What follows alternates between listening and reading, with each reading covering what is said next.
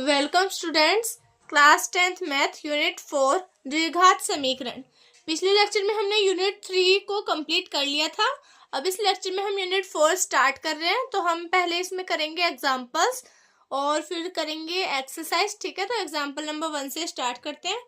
तो इससे पहले मैं आपको ये बता देती हूँ कि द्विघात समीकरण होती क्या है। पिछले लेक्चर में हमने बहुपद पढ़े थे और बहुपद में क्या होते हैं, दो चर होते हैं। ठीक है, तो देखिए ax plus b y plus c, इस रूप में हमने इक्वेशन पढ़ी थी। ठीक है, तो यहाँ चर कितने हैं, x और y, तो ये तो क्या है, एक बहुपद है। ठीक है, अब हमें क्या पढ़नी है, द्विघात समीकरण। द्विघात समीकरण क्या होती है, इसमें चर तो कितने होते हैं, एक होता है, लेकिन उसकी क्या होती है, हाईएस्ट पावर कितनी होती है, 2 होती है। जबकि यहाँ हाईएस्ट पावर कितनी थी, 1, यहाँ भी 1। ठीक है, तो देखिए द्विघात समीकरण कैसी हो जाएगी, ax square plus B x plus C is equal to 0। तो ये तो थी बहुपद, लेकिन ये क्या हो जाएगा, द्विघात समीकरण। ठीक है, तो आप देखिए द्विघात समीकरण में हाईएस्ट पावर, चर की हाईएस्ट पावर कितनी है, देखिए x की हाईएस्ट पावर कितनी है, 2 है। यहाँ पे x की पावर कितनी है, 1 है। तो हाईएस्ट यानी ज्यादा से ज्यादा पावर कितनी है, 2 है ना। तो ये हो जाएगा द्विघात समीकरण। अब इस लेक्चर में हम द्विघात समीकरण बनाना सीखेंगे। तो देखिए एग्जाम्पल नंबर 1 से स्टार्ट करते हैं। निम्न स्थितियों को गणितीय रूप में व्यक्त कीजिए। जॉन और जीवंती दोनों के पास कुल मिलाकर 45 कंचे हैं। दोनों 5-5 कंचे खो देते हैं और जब उनके पास बचे कंचों की संख्या गुणनफल कितना होता है, 124। ठीक है, हम जानना चाहेंगे कि आरंभ में उनके पास कितने कितने कंचे थे। तो हम बनाएंगे इनकी क्या, इक्वेशन बनाएंगे द्विघात समीकरण। तो देखिए कैसे बनाएंगे इक्वेशन। एग्जाम्पल नंबर 1, इसमें 2 पॉइंट है, फर्स्ट वाला करते हैं। तो इसने बोला है जॉन और जीवंती है ना, ठीक है, उनके पास कितने हैं, दोनों के पास कुल मिलाकर 45 कंचे हैं। ठीक है, तो हम मान लेते हैं जॉन के पास तो x कंचे हैं। तो माना जॉन के पास x कंचे है। ठीक है, अब दोनों के पास 45 है और उसमें से x इसके पास आ गए, तो जीवंती के पास कितने कंचे बचेंगे, जीवंती के पास बचेंगे 45 में से x कंचे माइनस कर दूं तो वो बचेंगे जीवंती के पास। ठीक है, ये बात आपको समझ आ गई होगी। तो अब इसने क्या बोला है कि दोनों ने 5-5 कंचे खो दिए। तो 5-5 कंचे खोने के बाद देखिए क्या बचता है इनके पास, तथा 5-5 कंचे खोने के बाद जॉन के पास तो कितने बचेंगे, जॉन के पास बचेंगे x माइनस 5। ठीक है, और जीवंती के पास कितने बचेंगे, जीवंती के पास पहले कितने थे, 45 माइनस एक्स थे। ठीक है, और उसमें से मैं 5 और कम कर दूं। ठीक है, तो ये कितने हो जाएंगे, 45 माइनस 5 यानी 40 और ये माइनस एक्स, इतने बच जाएंगे। ठीक है, अब देखो, अब इसने एक बात और बोली है कि अब जो इनके पास कंचे बचे हैं उनका गुणनफल है 124। इसका मतलब प्रश्नानुसार इसने बोला क्या है क्वेश्चन में, कि अब जो बचे हुए कंचे हैं उनका गुणनफल 124 हो रहा है। मतलब x माइनस 5 और 40 माइनस एक्स को मल्टीप्लाई करने पे कितना आ रहा है, 124 आ रहा है। तो देखिए इसके द्विघात समीकरण कैसे बनाएंगे, x माइनस 5 को 40 माइनस एक्स से मल्टीप्लाई करना है। तो देखिए मल्टीप्लाई करना आता होगा, इनको नहीं आता। तो यहाँ पे देखिए पहले मैं x को 40 से मल्टीप्लाई करूंगी, फिर x को मैं x से मल्टीप्लाई करूंगी। ठीक है, उसके बाद मैं -5 को 40 से मल्टीप्लाई करूंगी और फिर -5 को -x से मल्टीप्लाई करूंगी। ठीक है, अब देखिए तो मल्टीप्लाई करते हैं इनको, x मल्टीप्लाई 40, तो ये हो जाएगा 40x। ठीक है, फिर x को -x से मल्टीप्लाई करना है तो -x स्क्वायर। ठीक है, फिर -5 को +40 से मल्टीप्लाई करना है तो -200। ठीक है, और -5 मल्टीप्लाई -x यानी +5x, माइनस माइनस क्या होता है, प्लस होता है, इज इक्वल टू 124। ठीक है, आगे देखिए इसको सोल्व करते हैं। तो ये हो जाएगा 40 और ये 5x कितना हो गया, 45x, और ये -x स्क्वायर, ये -200, ये 124 हम इस साइड ले आते हैं, -124 इज इक्वल टू क्या बचा, 0। ठीक है, अब देखिए इसको थोड़ा सा और सॉल्व करते हैं। ये हो जाएगा 45x माइनस एक्स स्क्वायर -200 और -124 दोनों क्या हो जाएंगे, ऐड हो जाएंगे। तो माइनस में हो जाएगा हमारे पास 324, ठीक है, और इज इक्वल टू क्या हो गया 0। अब देखिए एक्स स्क्वायर इक्वेशन हमें इस फॉर्म में बनानी, हम क्या कर लेते हैं, माइनस कॉमन ले लेते हैं, तो ये हो जाएगा माइनस एक्स स्क्वायर, जो माइनस का है वो प्लस का हो जाएगा, जो प्लस है वो माइनस का, और माइनस 45x प्लस 324 और इज इक्वल टू में क्या चल रहा है 0, ठीक है। अब ये माइनस को हम इस साइड भेज देते हैं, तो 0 के ऊपर कोई इसका प्रभाव नहीं होगा, तो ये हो जाएगा X square minus 45x plus 324 is equal to 0। ये क्या बन गई हमारे पास, इसकी द्विघात समीकरण, ठीक है। तो ये हो जाएगा इसका आंसर। तो उम्मीद है क्वेश्चन आपको समझ आ गया होगा। अब देखते हैं इसका पॉइंट 2 में इसने क्या बोला है, एक कुटीर उद्योग एक दिन में कुछ खिलौने निर्मित करता है, ठीक है, यानी कुछ खिलौने बना रहा है, तो हम मान लेंगे कि वो एक्स खिलौने बना रहा है। प्रत्येक खिलौने का मूल्य 55 में से एक दिन में निर्माण किए गए खिलौनों की संख्या को घटाने से प्राप्त संख्या के बराबर होता है। मतलब कि प्रत्येक खिलौने का मूल्य यानी एक खिलौना कितने रुपए का, ये हमें कैसे मिलेगा, 55 में से क्या माइनस करने में मिलेगा, एक दिन में निर्माण किए गए खिलौनों की संख्या, यानी जब मैं x मानूंगी तो 55 में से मैं क्या माइनस करूंगी, x माइनस करूंगी, वो मिलेगा हमें प्रत्येक खिलौने का मूल्य, ठीक है।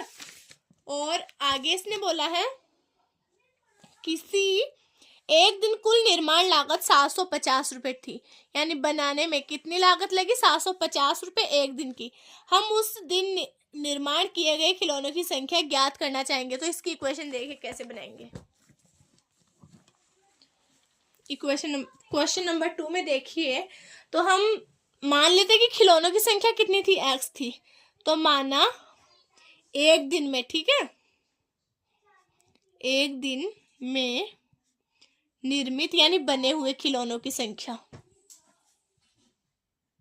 खिलौनों की संख्या मान लेते हैं हम कितने खिलौने बने एक दिन में, x खिलौने बने, ठीक है।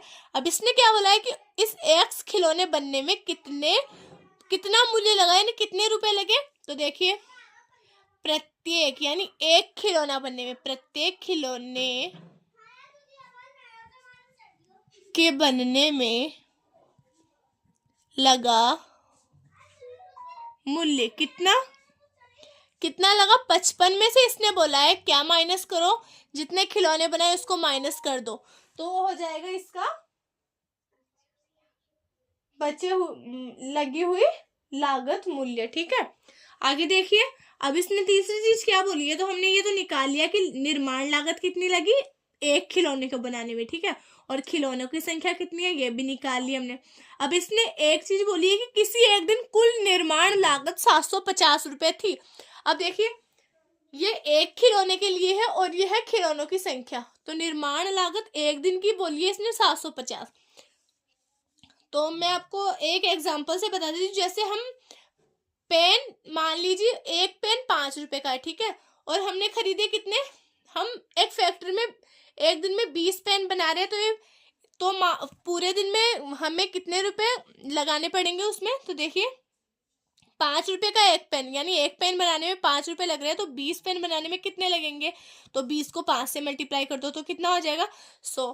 तो देखिए इसमें भी हम ऐसे ही करेंगे, तो प्रश्नानुसार क्या लिख देते हैं हम, प्रश्नानुसार क्या हो जाएगा ये कि इसने बोला है कि एक दिन की निर्माण लागत है 750 रुपए, तो 750 रुपए, ठीक है, तो एक दिन में खिलौने बन रहे हैं x और एक खिलौने की लागत है 55 माइनस x, ठीक है, तो ये हो जाएगा टोटल के इतने खिलौने बनाने में कितने रुपए लग रहे हैं एक दिन के 750 रुपए। ये अब इसको हमें क्या करना है, सोल्व करना है और हमें मिल जाएगी अपनी इक्वेशन। तो देखिए इसको सॉल्व करते हैं, x को इससे मल्टीप्लाई करना है तो ये इससे भी मल्टीप्लाई होगा और इससे भी मल्टीप्लाई होगा, तो x को 55 से इंटू करते हैं तो 55x minus x square is equal to 750। अब देखिए ये हो जाएगा 55x माइनस एक्स स्क्वायर, ये प्लस का इधर ले आते हैं -75, और हमें क्या बनाना है, इसको प्लस का बनाना है, तो इनके क्या कर दो साइन चेंज कर दो, तो ये हो जाएगा X square minus 55x plus 750 is equal to 0। तो ये क्या हो जाएगी इसकी द्विघात समीकरण, ये हो गया इसका आंसर। तो उम्मीद है ये आपको समझ में आ गया होगा। आगे देखते हैं हम एग्जाम्पल नंबर 2 की तरफ चलते हैं। देखिए एग्जाम्पल नंबर 2, जांच कीजिए कि निम्न द्विघात समीकरण है या नहीं। मतलब हमें ये जो इक्वेशन दे रखी है इसको सिंप्लीफाई करके ये देखना है कि ये द्विघात समीकरण बन रही है या नहीं बन रही। ठीक है, तो देखिए कैसे करेंगे इसको।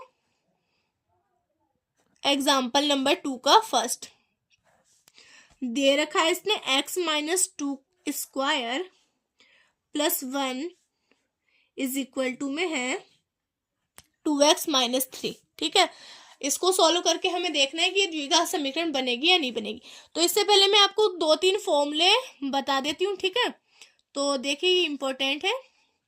a प्लस बी स्क्वायर ये आपको आते होंगे, 8th क्लास में भी पता चल जाता है। ठीक है, तो ये हो जाएगा a square plus B square plus 2ab। ठीक है, एंड a माइनस बी का होल स्क्वायर हो जाएगा a square plus B square minus 2ab। ठीक है, आगे देखिए a प्लस बी का होल क्यूब हो जाएगा a cube plus B cube plus 3a square B plus 3b square a।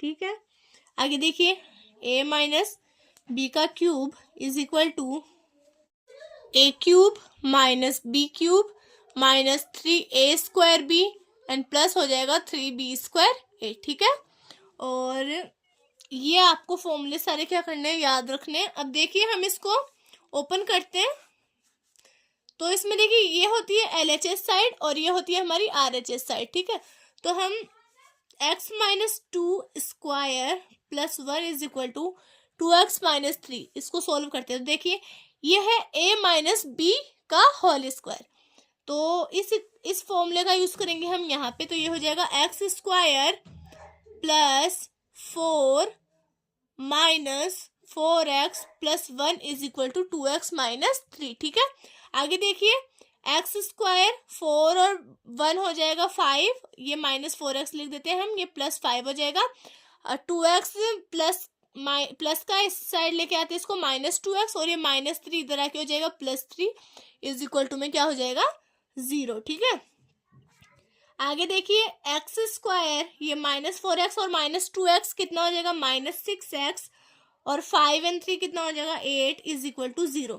अब देखिए आपको यहाँ से क्या पता चल रहा है, तो देखिए हाईएस्ट पावर कितनी आ रही है, यहाँ पे x की 2 आ रही है और x के पास इसकी 1 पावर है और यहाँ कोई पावर नहीं है। तो अगर ये इक्वेशन आपको इस रूप में मिल रही है कि ax square plus B x plus C is equal to 0, ठीक है, इस रूप में मिल रही है ये इक्वेशन, क्योंकि यहाँ पे a की वैल्यू क्या हो जाएगी, एक्स स्क्वायर के आगे क्या है 1 है। ठीक है, b की वैल्यू क्या हो जाएगी -6 और c की वैल्यू क्या हो जाएगी 8।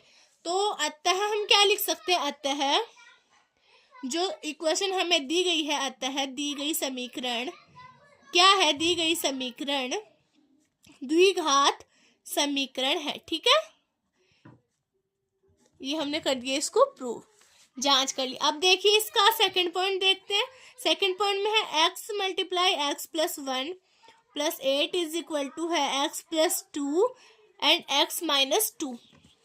तो मैं आपको यहाँ पे एक फॉर्मूला और बताती हूँ। ठीक है, a square minus B square होता क्या है a plus b multiply a minus b. ठीक है, अब यहाँ पे देखिए आप x plus 2 and x minus 2 मतलब x स्क्वायर माइनस 2 का स्क्वायर। ठीक है, तो देखिए इसको सॉल्व करते हैं, इस x को इन दोनों से मल्टीप्लाई करेंगे तो ये हो जाएगा X square plus X plus में है 8 इज इक्वल टू ये हो जाएगा एक्स स्क्वायर माइनस 2 स्क्वायर। ठीक है, A square minus B square वाला फॉर्मूला लगा दिया हमने, ये हो जाएगा X square plus X plus 8 is equal to X square minus 4। ठीक है, अब यहाँ से देखिए X square plus X plus 8 इसको हम इस साइड ले आते हैं, ये हो जाएगा minus x square and plus 4 is equal to 0।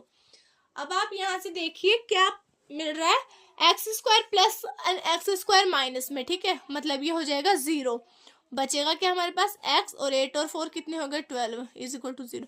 अब आप मेरे को ये बताइए कि x प्लस 12 में हाईएस्ट पावर कितनी दिख रही है, आपको 1 दिख रही है, इसका मतलब ये क्या है, द्विघात समीकरण नहीं है। तो लिख दीजिए अतः दी गई समीकरण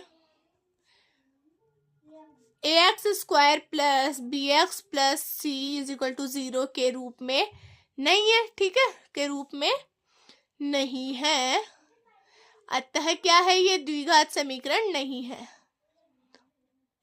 हाईएस्ट पावर एक्स की कितनी होनी चाहिए द्विघात समीकरण में? 2 होनी चाहिए। और यहाँ हमें द्विघात समीकरण की हाईएस्ट पावर कितनी मिल रही है? 1 मिल रही है। आगे देखिए इसका पॉइंट थर्ड देखते हैं।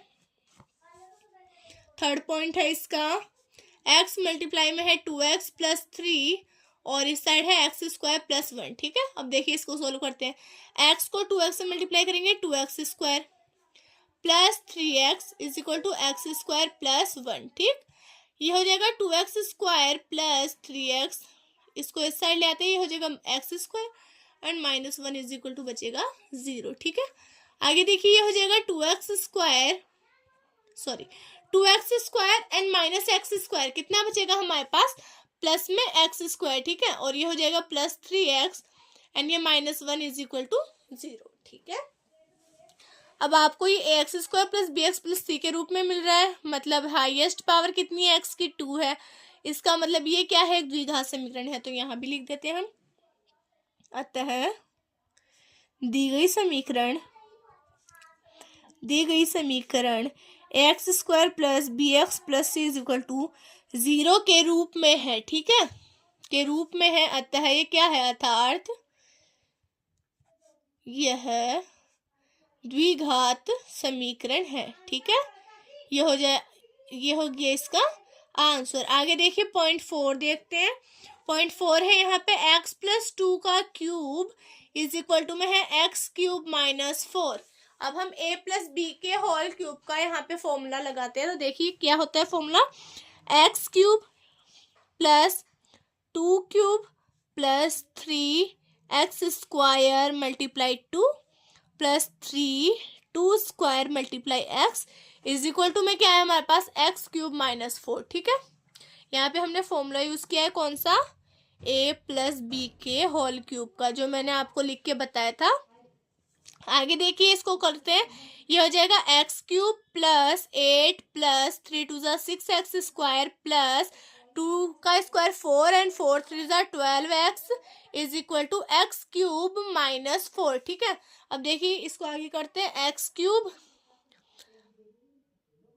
Plus 8 plus 6x square plus 12x, ये प्लस एक्स क्यूब है, इस साइड आके माइनस एक्स क्यूब, ये माइनस 4 इस साइड आके प्लस 4 इज इक्वल टू में क्या बचेगा? 0। ठीक है, अब देखिए ये है माइनस एक्स क्यूब और ये है प्लस एक्स क्यूब, ये क्या हो जाएगा? 0 हो जाएगा। ठीक है, अब बचा क्या हमारे पास?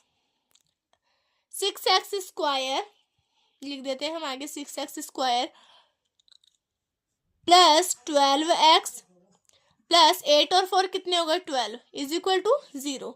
आगे देखो कॉमन क्या आ रहा है, इसमें से हम 6 कॉमन ले सकते हैं और क्या बच जाएगा हमारे पास? X square plus 2x plus 2। ठीक है, इज इक्वल टू 0। अब हम 6 को डिवाइड में भेज देते हैं 0 के, और 0 डिवाइड 6 कितना हो जाएगा? 0। तो क्या बन जाएगा? ये x square plus 2x plus 2 is equal to 0। इसका मतलब ये क्या बन गया? द्विघात समीकरण। तो यहाँ लिख देते हैं अतः दी गई समीकरण ax square plus B x plus C is equal to 0 के रूप में है। अर्थात ये क्या है? एक द्विघात समीकरण है। अर्थात ये एक द्विघात समीकरण है। ठीक है, तो ये क्या हो जाएगा? इसका आंसर हो जाएगा। तो ये भी आपको समझ में आ गया होगा कि इसको कैसे सॉल्व करना है। द्विघात समीकरण हाईएस्ट पावर कितनी मिल गई हमें? 2 मिल गई। तो आपको ये वीडियो अच्छा लगा हो तो इसको लाइक कीजिए, कमेंट कीजिए और अपने फ्रेंड्स के साथ इसको शेयर कीजिए, सब्सक्राइब कीजिए। और कोई प्रॉब्लम हो अगर क्वेश्चन में तो आप मेरे को कमेंट करके बता सकते हैं ताकि मैं आपको दोबारा से समझा सकूं।